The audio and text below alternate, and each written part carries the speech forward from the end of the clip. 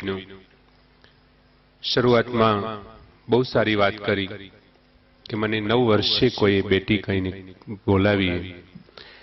એ આપણા હિન્દુસ્તાનની પરંપરાઓને આ હિન્દુસ્તાનની માટીમાંથી પંચમહાભૂત તત્વને ધારણ કરીને જન્મેલું શરીર ગમે તેટલી ઊંચાઈએ પહોંચે પણ દીકરી છે એ બાપને ન ભૂલી શકે। એટલે જ આપણા કવિઓએ ગાયું કે કાળજા કેરો કટકો મારે ગાંઠથી છૂટી ગયો।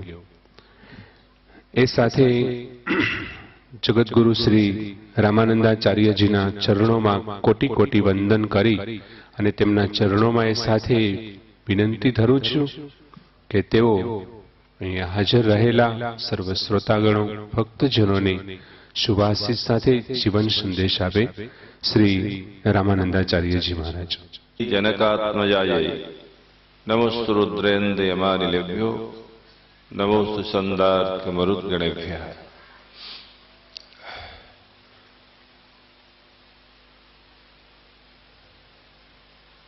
एक बार आदि जगत गुरु शंकराचार्य जी से किसी ने पूछा कि आप बहुत बड़े विद्वान हैं, आपने करोड़ों करोड़ों ग्रंथों को सुना है, मनन किया है, निधिध्यासन किया है, उनके तत्वों का साक्षात्कार किया है, हम तो नहीं कर सकते, तो उनका सार अंश हमें बतलाइए, एक वाक्य में बतलाइए, अत्यंत संक्षिप्त रूप से बतलाइए। तो उन्होंने अपनी संपूर्ण चिंतन परंपरा को जो वेदों से प्राप्त किया था, सनातन धर्म में किसी आचार्य का कोई अपना मत नहीं होता, किसी संत का अपना मत नहीं होता, किसी ऋषि का अपना मत नहीं होता। जो अपना मत करने लगे, जो अपने मत की स्थापना करने लगे, वो लोग रजनीश टाइप के हो जाते हैं, जिनको बाद में कोई रोने वाला नहीं रहता।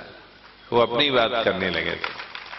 अभी आपके गुजरात में भी कई संत तंत्र मंत्र में फंसते जा रहे हैं, जो अखबारों में आपने खूब पढ़ा है। सनातन धर्म तो जैसे कोर्ट में वकील खड़ा होता है तो भारतीय संविधान के अनुसार न्याय की याचना करता है, न्याय की वकालत करता है, वैसे ही सनातन धर्म का महात्मा वेदों को, वेदानुकूल स्मृतियों को, पुराणों को, इतिहासों को पढ़ता है, मनन करता है, निधिध्यासन करता है और उन्हीं बातों को समझकर चरित्र में उतारकर दूसरों को परोसता है, कहता है। तो जगतगुरु शंकराचार्य जी ने कहा, श्लोकार्धेन प्रवक्ष्यामि यदुक्तम ग्रंथ कोटि भी ब्रह्म सत्यम जगन मिथ्या जीवो ब्रह्मैव नापर। आधा श्लोक में ही कह रहा। एक श्लोक आप जानते ही, तो उन्होंने कहा आधा श्लोकार्धेन प्रवक्ष्यामि। वो क्या? ब्रह्म सत्यम, संसार ब्रह्म सत्य है, जो इस सृष्टि का उत्पादक, पालक और संहारक है, जिसको भगवती श्रुति ने कहा, यतो वाइमानि भूतानि जायन्ते येन जातानि जीवन्ति यत् प्रत्यं तदिशं विसन्ति तद्विजिज्ञासस्व तद् ब्रह्म। ये इसका अभिप्राय है जिससे संपूर्ण प्राणी प्रकट होते हैं, जीवन को प्राप्त करते हैं, संरक्षण को प्राप्त करते हैं और उसी में फिर तिरोहित हो जाते हैं, उसको जानना चाहिए। ये भगवान ब्रह्म की परिभाषा हुई। वो ब्रह्म सत्य है। ये जो जगत आपको दिख रहा है, जिसको छूते हो, पकड़ते हो, पहनते हो, चोरी, बदमाशी, झूठ, सांस, आतंकवाद, सारे बात, परिवारवाद, जातिवाद, ये सब भी आतंक ही है। जातिवाद भी बहुत बड़ा आतंक है। परिवारवाद, ओह पूछो मत, सारे वाद आतंकवाद, तो ये सब, ये सारा संसार का जो स्वरूप है ये झूठा है, ये बाधित है, ये सत्य नहीं है। और जीव ब्रह्म ही है, हम भी ब्रह्म ही हैं, जिसको तत्वमसि आदि महावाक्यों से कहा गया। वैसे ही भक्ति मार्ग में यदि कोई पूछे, राम जी से पूछे, रामचरितमानस के विद्वानों से पूछे, उसके चिंतकों से, जिनको इतना श्रवण मनन निधि ध्यान की योग्यता नहीं है, मनन के लिए बहुत ज्ञान होना चाहिए, मंतव्योपपत्ति भी, हेतु शास्त्र का ज्ञान होना चाहिए। हेतु क्या है, हेत्वाभास क्या है, पक्ष क्या है, विपक्ष क्या है, सपक्ष क्या है, उदाहरण क्या है, उपनय क्या है, निगमन, बहुत कठिन है मनन। तो जो लोग उस धारा में नहीं है और भगवान के माध्यम से, संतों के माध्यम से जो जीवन को धन्य बनाने के लिए लगे हैं। जो नहीं पढ़ सकते उपनिषदों को, मैंने आपको कहा ही था, उपनिषदों के अध्ययन के लिए साधन चतुष्टय संपन्न होना चाहिए। नित्यानित्य विवेक, समदवादी घट संपत्ति, ब्रह्म मोक्षत्व,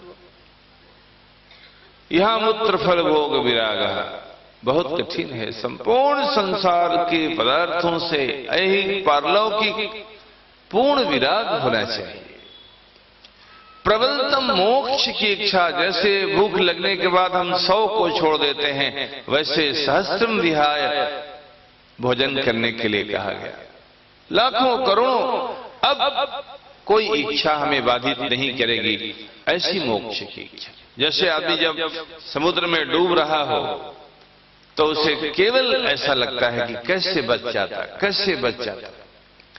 तो मैं आपको ये बताना चाह रहा हूं कि यदि आप हमसे पूछें, देखिए अब 10 बजे कार्यक्रम पूरा करना है और 10 मिनट है, उसमें अध्यक्ष जी का 11 मिनट 15 मिनट है। 11 मिनट अध्यक्ष का बड़ा पोस्ट होता है, आत्मानंद सरस्वती जी अध्यक्ष है, तो उनको 11 मिनट और 4 मिनट अपना 15 मिनट बचे हैं। वैसा अभी मुझे सूचना मिली और हम लोग सूचना का परिपालन करें। तो अध्यक्षीय भाषण सुनकर के ही जाना है। आप ये नहीं सोचना कि मेरे बाद प्रवचन की समाप्ति हो गई। सभा की मर्यादा है कि अध्यक्ष जब बोले कहे कि अब सभा को विसर्जित करता हूं, तो यदि आप हमसे पूछे तो हम क्या कहेंगे? हम क्या कहेंगे आपको? आदेश श्लोक में यदि आप हमसे पूछें कि भक्ति मार्ग के आदेश श्लोक को बताइए। हम लोग भक्ति मार्गी हैं, हम लोग भगवान का भजन कीर्तन करते हैं। रामानंद संप्रदाय में आप देख रहे हैं संत अवश्य लोग हैं, खूब भजन करते हैं। वाणी से सत्य को अभिव्यक्ति के लिए अभ्यास वगैरह करना पड़ता है। आदमी पढ़े लिखे, दूसरे का मर्डर करना हो तो बहुत AK-47 चाहिए, बड़ा हथियार, लेकिन अपने मर्डर के लिए तो कहीं नस मालूम ऐसे कर दे, छोटे से हो जाएगा, ब्लेड से ऐसे। ये संत जन प्रायोगिक जीवन के हैं, खूब भजन करते हैं, तपस्वी हैं, वीतराग हैं। अपनी बात को कहने के लिए सभा में थोड़ी दिक्कत होती है। उसके लिए आदमी को, जैसे तुलसीदास जी ने अपने जिस तरह से बात को कहा, कबीरदास जी को उस तरह का अभ्यास नहीं था, वो बड़ी अटपटी वाणी में कहते हैं। इस तरह से और उदात्त तरीके से गोस्वामी जी अपनी बात को नाना पुराण निगम आगम सम्मतम, सारा प्रमाण प्रमेय का मालूम है, आगम निगम पुराण क्या बात है। तो हम लोग ये कहेंगे कि भगवान करिष्ये वचनम तवा, गीता के अनुसार भगवान को कहेंगे, भगवान अब आप जो कहेंगे वही करेंगे। ये गीता का संपूर्ण गीता का भगवान ने जो अंतिम भाषण दिया, अर्जुन को पूछा कि बोलो तुमको कुछ समझ में आया कि नहीं आया? भगवान अर्जुन ने कहा कि हमारा मोह नष्ट हो गया, स्मृति की प्राप्ति हो गई। पूछा आप क्या करोगे? तो अर्जुन ने कहा करिष्ये वचनम तव, अब आप जो कहेंगे वो करो। ये जीवन का भक्ति मार्ग की ओर एक दो वाक्य और बतलाऊंगा आपको।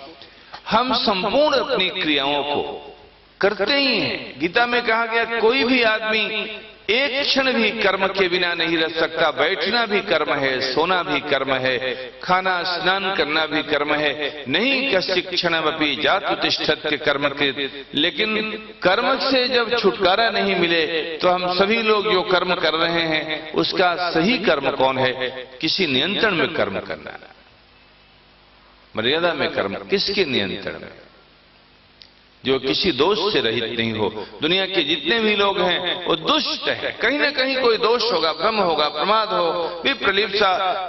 ईश्वर ही ऐसा है, उसका वेद ही ऐसा है, वेदानुकूल स्मृतियां, पुराण, इतिहास ऐसे जिनमें कोई दोष नहीं है। सभी दोषों से रहित हम भगवान के अनुसार जीवन व्यतीत करें जो शास्त्रों में भगवान। इसीलिए अर्जुन ने कहा हम काम करेंगे भगवान, अब आप जो कहेंगे वो करेंगे। भगवान के लिए कर्म करिए, सेवा जिसको बोलते हैं। अभी पूर्व वक्ताओं ने सभी लोगों ने भगवत सेवा के लिए आपको कहा, लेकिन सेवा तक ही नहीं रुकना है। श्रीमद् भागवत में लिखा है कि भगवान बोलते हैं तुमको मोक्ष देता हूँ, सारूप्य देता हूँ, सामीप्य देता हूँ, सार्ष्टि देता हूँ, सालोक्य देता हूँ, अपने जैसा रूप बना देता हूँ, अपने जैसा धनवान बना देता हूँ, सब कुछ अपने जैसा कर देता हूँ। लेकिन भक्त क्या बोलता है, हमें आपका रूप नहीं चाहिए, हमें आपके जैसा धनवान नहीं बनना है, हमें आपके लोक और सामीप्य से काम नहीं चलेगा। ऐसा मोक्ष के स्वरूप है वैष्णवों के यहाँ। क्या बोलते हैं भक्त लोग, आप अपनी सेवा दीजिए, दीयमानम न गृह्णन्ति बिना मत सेवनम जना। भगवत सेवा नहीं तो हमें मोक्ष भी नहीं चाहिए। लेकिन मोक्ष का स्वरूप केवल सेवा ही नहीं है, भगवान में प्रेम होना चाहिए। गोपियां केवल सेवा ही नहीं करती हो, प्रेमी है, प्रेम स्वरूपा है। उनको भक्ति का आचार्य कहा गया। भक्ति का असली स्वरूप श्रवण कीर्तन मनन पदश अर्चनम वंदनम दश दास्यम सख्यमात्म निवेदनम अगरबत्ती जलाना अमुक अमुक सब भगवान की भक्ति के स्वरूप हैं। प्रथम भक्ति संतन कर संगा इत्यादि इत्यादि। लेकिन भक्ति का जो अंतिम स्वरूप है वो भगवान का प्रेम है। वो भगवान का प्रेम हम प्राप्त करें भगवान के द्वारा निर्दिष्ट कर्मों को करके, संतों की सेवा करके। ध्यान रखो, आज से हम संकल्प करें कि अब जो बचा हुआ जीवन है वो भगवान की सेवा के लिए। जो भगवान की सेवा करेगा उसी को भगवान की प्रेम की प्राप्ति होती है। जैसे हनुमान जी गोपियों को, संतों को। इसीलिए तुलसीदास जी ने और कुछ नहीं मांगा। राम जी ने कहा मांगो, तुलसीदास आज मैं बहुत खुश हूं। तो राम जी ने क्या मांगा तुलसीदास जी ने? उन्होंने कहा काम ही नारी प्रियारी जिमी लोभी प्रिय जिमी दाम तिमि रघुनाथ निरंतर प्रिय लाग। हम लोगों को भगवान कभी कभी प्रिय लगते हैं, जितना रसगुल्ला भी प्रिय लगता है उतने भी नहीं लगते। यहाँ बैठे हुए लोग गुजराती मीठा बहुत खाते हैं, ऐसा लोग बोलते हैं, दाल में भी मीठा डाल देते हैं बहुत। हम जितना नमकीन प्रिय है उतना भी भगवान हमें प्रिय नहीं लगते हैं। जबकि वेदांत में कहा गया यम आत्मा परानंद पर प्रेमास्पदम यथा। आत्मा ही परम प्रेमास्पद है, सतत प्रेमास्पद है, क्योंकि भगवान हमारी आत्मा है। भगवान हमारी आत्मा है। इस आत्मा शरीरम बृहदारण्यकोपनिषद में कहा। तो भगवान से मैं प्रार्थना करता हूं और एक वाक्य में यदि कहना हो तो यही कहना चाह रहा हूं, भगवान के लिए हमें परम प्रेम की प्राप्ति हो, भगवान के लिए हमें अविच्छिन्न प्रेम की प्राप्ति हो, भगवान के लिए हमें निष्काम प्रेम की प्राप्ति हो, तो हमारा जीवन धन्य होगा। उसके लिए आप प्रयास करें। और मैं अपनी वाणी को यहीं विश्राम देता हूं। अध्यक्ष जी जो इस सभा के आज मैंने पूछा तो कनकेश्वर जी ने कहा आज के नहीं अध्यक्ष हैं, ये सभी दिनों की सभाओं के अध्यक्ष हैं। तो ये बहुत बड़ा काम है। साधुओं विद्वानों की सभा की अध्यक्षता करना साधारण काम नहीं है। वैसे आज हम भी इनकी मदद कर रहे थे। जो लोग बोल रहे थे उनको आंख दिखा रहे थे, 10 मिनट हो गया और बोल रहे हो क्या बाप? मैं भी इनकी सहायता कर रहा था, आत्मानंद सरस्वती जी की। तो ये इनका त्याग है और इनका बहुत बड़ा ये औदार्य है, ये बहुत बड़ा काम है कि उन्होंने सभा की अध्यक्षता इन 7 दिनों से कर रहे हैं। आज 7वां दिन है, कल 8वां, परसों 9वां। तो मैं अध्यक्ष जी को वैसे तो मंच संचालक का काम है, लेकिन मैं ही अब कह रहा हूं कि वो अब अपने अध्यक्षीय उद्बोधन को प्रकट करके हम सभी लोगों को आप्लावित करें, हम लोगों को मार्गदर्शन करें। अध्यक्षीय भाषण में संपूर्ण भाषणों का सारांश प्रकट होता है और यदि उसको सुन लिया, उसको अपने मन में उतार लिया तो समझो कि संपूर्ण दिन की जो परिचर्या हुई, चिंतन मनन हुआ, उसका लाभ हो गया। जय श्री राम। काम ही नारी प्रियारे जमे लोभी प्रिय दिमिदाम तिमि रघुनाथ निरंतर प्रिय लागहु मोहि राम। राम जी हमेशा प्रिय लगे, थोड़ी देर के लिए नहीं। आप भी ऐसा ही उपदेश करें। जय श्री राम।